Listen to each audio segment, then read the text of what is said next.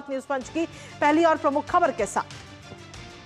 तो सबसे पहले बात केरलम की करते हैं, जहां एक सवाल इस समय काफी उठता हुआ नजर आ रहा है कि क्या लोकतंत्र में सरकार जनता की जमीन बचाती है या फिर विवादों को और गहरा करती है। दरअसल यही सवाल सियासत और सत्ता के दरवाजे पर इस समय दस्तक दे रहा है।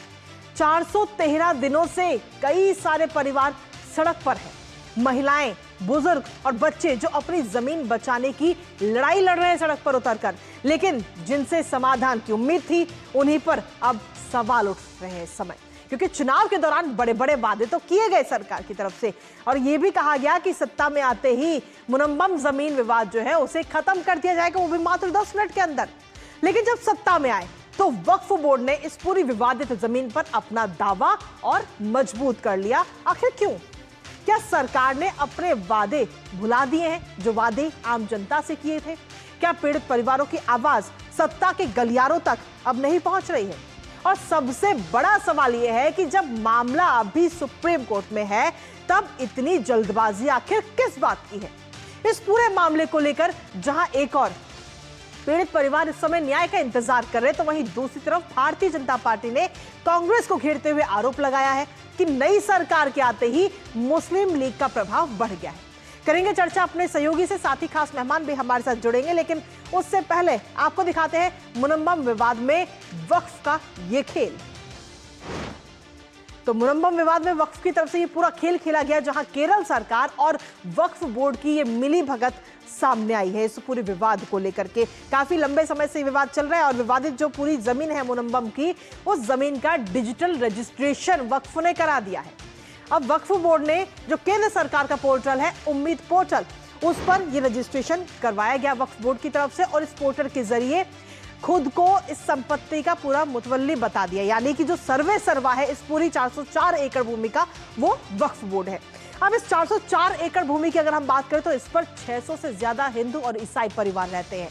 अब सरकार की तरफ से जब ये फैसला सामने आया तो उसके बाद में स्थानीय लोग जो हैं उनमें काफी गुस्सा है कि पहले तो जब सत्ता में नहीं थे तब ये वादा किया था कि हम सत्ता में आते ही 10 मिनट के अंदर ये पूरा मामला सुलझा देंगे, लेकिन सत्ता में आने के बाद ही आखिर ये क्या हुआ, कैसे ये मिली भगत वक्फ बोर्ड की और कांग्रेस की नजर आती है, आखिर ये पूरा विवाद क्या है, एक नजर उस पर भी डाल लेते हैं कि कब से ये पूरा मामला शुरू हुआ है। क्योंकि सीधे तौर पर अगर हम देखें तो ये विवाद जो है वो आज का नहीं है, लंबे समय से चल रहा है और 10 मिनट का वादा किया गया था कि जैसे ही हम सत्ता में आएंगे कांग्रेस जो है सीधे तौर पर सीधे उन्होंने ये वादा किया था, जो मुख्यमंत्री हैं उनकी तरफ से ये वादा किया गया था, लेकिन वादे के बिल्कुल उलट ही अब नतीजा सामने आ रहा है। आखिर ये पूरा मामला क्या है, इस मुनम्बम विवाद क्या है, आखिर एक बार वो आपको बताते हैं। दरअसल सीधे तौर पर 413 दिन जमीन बचाने के लिए भूख हड़ताल और प्रदर्शन लोग कर रहे हैं 413 दिनों से। 2019 में ये पूरा विवाद शुरू हुआ था और सीधे तौर पर अगर हम देखें तो वक्फ बोर्ड की तरफ से दावा किया गया था। वक्फ बोर्ड ने यह दावा किया कि 1950 में मोहम्मद सिद्दीकी सैयद ने जमीन जो है वो फारूक कॉलेज को दान में दे दी थी। वक्फ बोर्ड को ये जमीन दान में मिली और जिसके बाद में 2021 की अगर हम बात करें तो 2021 में ये फैसला हुआ और पीड़ितों से जो पीड़ित जमीन पर रह रहे थे 404 एकड़ पर, उन सभी से टैक्स लेना भी, जमीन का जो टैक्स लिया जा रहा था वो भी बंद कर दिया गया। अक्टूबर 2025 जब ये पूरा मामला केरल हाईकोर्ट में पहुंचा और केरल हाईकोर्ट ने इस पूरे दावे को सिरे से खारिज कर दिया और सीधे तौर पर यह कहा कि ये जमीन हड़पने की साजिश है, सीधे तौर पर इस पूरे मामले को खारिज कर दिया। लेकिन ये मामला खारिज होने के बाद में सुप्रीम कोर्ट पहुंच गया ये पूरा मामला, जिसके बाद सुप्रीम कोर्ट ने हाई कोर्ट के द्वारा जो आदेश दिया गया था उस पर स्टे लगा दिया। यानी कि कुल मिलाकर अगर हम देखें तो ये पूरा मामला इस समय सुप्रीम कोर्ट में है। अब जब ये पूरा मामला सुप्रीम कोर्ट में है तो आखिर ऐसी जल्दबाजी क्यों थी कि इसे उम्मीद पोर्टल पर इतनी जल्दबाजी में दर्ज कराया गया? लेकिन इसके साथ ही अगर हम देखें तो चुनावी वादा कुछ और नजर आता है और जब सत्ता में पार्टी आ जाती है तो उसका जो हकीकत वो कुछ और बन जाती है। कैसे, वो भी आपको बताते हैं, क्योंकि ये वो लोग हैं जो लगातार अपनी इस जमीन को लेकर तमाम कोशिशें कर रहे हैं कि उनकी जमीन जो है वो उन्हें वापस मिल जाए। वो वहां पर प्रदर्शन कर रहे हैं, सड़कों पर उतरे हुए, जिसमें महिलाएं भी हैं, बच्चे भी हैं और पुरुष भी हैं, जिसमें वृद्ध भी हैं। तो ऐसे में आखिर सरकार ने जो वादा किया था, क्योंकि जो मुख्यमंत्री हैं वी डी सतीशन, उन्होंने ये वादा किया था कि जब वो सत्ता में आएंगे तो 10 मिनट के अंदर ये जो 2019 से पूरा मामला सामने आया है, मात्र 10 मिनट के अंदर ही इसे सुलझा दिया जाएगा। लेकिन जैसे ही सत्ता में आते हैं, यूडीएफ जैसे ही सत्ता में आई तो उसके तुरंत बाद ही एक तरह से हम देखें तो उम्मीद पोर्टल पर 404 एकड़ जो भूमि है उसे दर्ज करा दिया जाता है, उसे रजिस्टर करा दिया जाता है और सेंट्रल वक्फ डाटाबेस में ये जमीन अब दर्ज हो चुकी है, जिसकी वजह से जो आम लोग हैं वो इस समय जो परिवार जो करीब 600 से ज्यादा परिवार है जो इस 404 एकड़ भूमि पर रह रहे हैं और सालों से रह रहे हैं, उनकी कई सारी पीढ़ियां वहां पर रही हैं, वो इस समय सवाल उठा रहे हैं कि आखिर किस आधार पर इसको दर्ज कराया गया। और सरकार ने जब चुनावों का वक्त था तो उस समय में वादा किया गया था, लेकिन अब वादे से बिल्कुल उलट कहीं ना कहीं नजर आ रहा है। तो ऐसे में सबसे बड़ा सवाल इस समय एक उठ रहा है कि आखिर ये 404 एकड़ की जो जमीन है उस पर असली कानूनी अधिकार आखिर किसका है? क्या वक्फ की ये जमीन है या फिर जो परिवार वहां पर रहते हैं 600 से ज्यादा जो हिंदू और ईसाई परिवार हैं जो वो वहां पर रहते हैं, क्या उनकी ये जमीन है? हालांकि ये पूरा मामला इस समय अगर हम देखें तो सुप्रीम कोर्ट में है, इससे पहले ये मामला हाई कोर्ट में था। हाई कोर्ट ने जब ये जो भूमि है ये परिवारों को दे दी तो उसके बाद में ये पूरा मामला पहुंचा सुप्रीम कोर्ट में और सुप्रीम कोर्ट ने इस पूरे मामले पर फिलहाल स्टे लगाया हुआ है। तो जब स्टे लगाया हुआ तो आखिर ऐसी जल्दबाजी क्या थी कि इसे उम्मीद पोर्टल पर वक्फ की तरफ से दर्ज कराया गया और इसे 404 एकड़ भूमि को पूरा सर्वा खुद को बताया गया। हमारे साथ में इस वक्त खास मेहमान जुड़ गए हैं जो कि इस वक्त हमारे सहयोगी विवेक नारायण के साथ मौजूद है। विवेक नारायण के साथ केरलम भाजपा के पूर्व अध्यक्ष के राजशेखरन इस वक्त मौजूद है। अब विवेक, आपके साथ क्योंकि वो खुद मौजूद हैं तो मैं चाहूंगी कि मेरा सवाल जो है वो आप उनसे लें कि जिस तरीके से ये पूरा मामला जब सामने आया है तो मुख्यमंत्री जो है बीडी सतीशन वो इस पर सफाई भी दे रहे हैं और पिछली सरकार पर ठीकरा फोड़ते हुए नजर आ रहे हैं, क्योंकि जब ये पूरा मामला सामने आया तो जो आम लोग हैं, जो पीड़ित परिवार है, जो इस भूमि पर रह रहे हैं, वो कहीं ना कहीं काफी नाराजगी इस समय जता रहे हैं।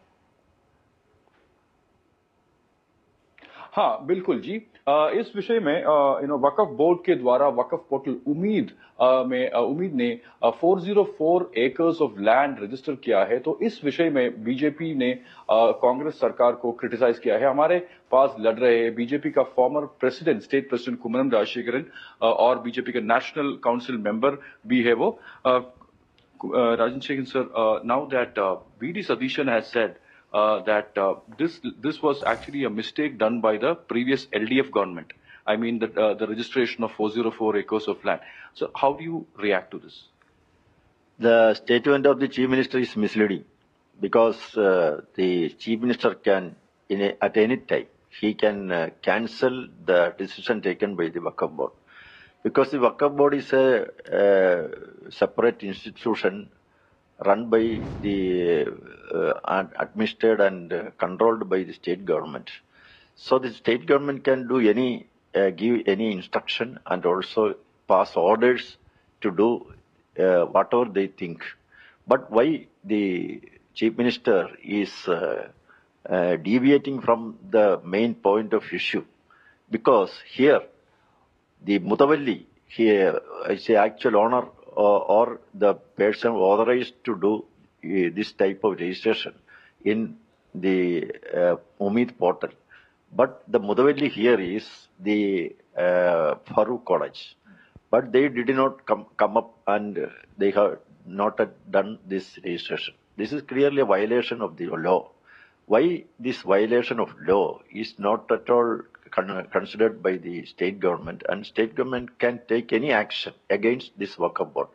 They are not taking any action at all, and also he said that to the public that I will solve this problem within 10 minutes.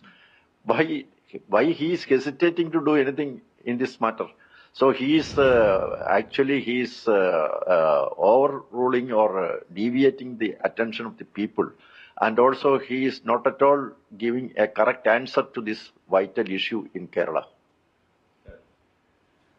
So, former BJP Adhyaksh Kumman Rajshekar ne kaha hai, so this issue is with the Congress government, VD Satishan government, और इसका full responsibilities है, so they can actually pass the orders in this particular case. They have all the right to cancel this registration. And he also says, Kummanam Rajasekhar ने कहा है तो ये issue बहुत ही serious issue है, कांग्रेस ने प्रॉमिस किया है तो विद इन 10 मिनट्स 10 मिनट पर इस विषय सॉल्व किया है। तो वो है वी.डी. सतीशन का statement election before the elections. Now he is questioning the Congress and the VD. Satheesan government at this point of time. He says that the government, the नया government has completely gone back on their promises. इसके साथ ही विवेक, जो आपके साथ मेहमान इस वक्त जुड़े हुए उनसे एक सवाल और लीजिए कि जो ये पूरा खेल खेला गया, जो ये पूरी मिली भगत नजर आती है कांग्रेस की और खासतौर पर वक्फ बोर्ड के साथ में, कि एक तरफ तो आप पीड़ितों को न्याय देने की बात कर रहे थे चुनावों से पहले, जब चुनाव प्रचार कर रहे थे कि 10 मिनट के अंदर ये पूरा मामला सुलझा दिया जाएगा, और वहीं दूसरी तरफ पीछे के दरवाजे से आप डिजिटल रजिस्ट्रेशन इसका करा देते हैं उम्मीद पोर्टल पे। तो इसके पीछे आखिर क्या कारण आपको लगता है कि आखिर राज्य सरकार जो है, क्या वो किन्हीं दबावों की वजह से ये पूरा खेल खेला गया? So the question is basically that the 404 acres of land registration has always been done. Now, what stand can the central government take in this matter? You know, the BJP government. The central government is implementing the new law in this issue, the Waqf issue. They have solved it. That already they have solved it and passed the law in the Lok Sabha. So as per that law, every people who are related to this Waqf should register before the Umeed portal. So only Mudavalli can register. So here, why the Mudavalli has not come up here? And also the Waqf board, a government institution, have come up and registered this. This is the question. So why the state government is silent on this issue? And also the CPM is also, why they are not seriously mentioned in this type of issues here? Because all these people want to ridicule or they deviate the attention of the public, and they are all get out of this issue. And the people, they are not at all particular to solve this issue amicably. Koeman Rajasekharan, BJP farmer BJP अध्यक्ष ने Koeman Rajasekhar ने कहा है तो एक कांग्रेस और CPM का silence बहुत सीरियस इश्यू, बहुत ही सीरियस मामला है। तो वो कहा है तो उन्होंने कांग्रेस और सीपीएम ने इस विषय में उनका मुनम्बम का लोग का इश्यूज वो सीरियस तरह से देखने नहीं करेगा। According to them it's just a vote bank politics, and this is exactly what Kummanam Rajasekharan, the national BJP national council member, has said. He said that BJP सरकार, एनडीए सरकार ने एक लॉ पास किया है, वक्फ लॉ पास किया है, उसके बारे में everyone has the right to the land in Munambam. For example, the 610 families has got the right to the land, but ये सीपीएम और कांग्रेस ने इस विषय में बहुत सारे पॉलिटिक्स करता है, और उसके बाद ये मैटर बहुत ही कॉम्प्लिकेटेड हो रहा है।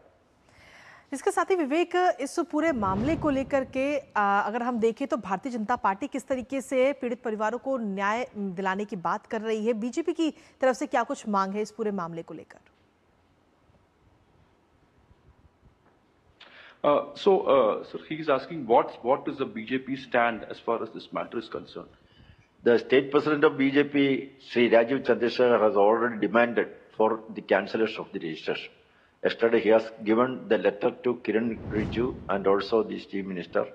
He has already mentioned, asked and demanded that this registration by the Waqf board should be cancelled. So Kummanam Rajasekhar ने कहा है तो ये बीजेपी के स्टैंड ये है कि ये कंप्लीट रजिस्ट्रेशन कैंसिल कर दिया है। तो इस विषय में BJP state president Rajeev Chandrasekhar ने किरण रिजिजू, मिनिस्टर माइनॉरिटीज का मिनिस्टर किरण रिजिजू ने यस्टरडे एक मीटिंग हो रहा है, तो बीजेपी ने कहा है तो ये रजिस्ट्रेशन, ये लैंड रजिस्ट्रेशन सब कुछ कैंसिल करने के वो है बीजेपी का मेन डिमांड। चलिए, बहुत बहुत शुक्रिया विवेक तमाम हमारे साथ जुड़ने के लिए, और साथ ही खास मेहमान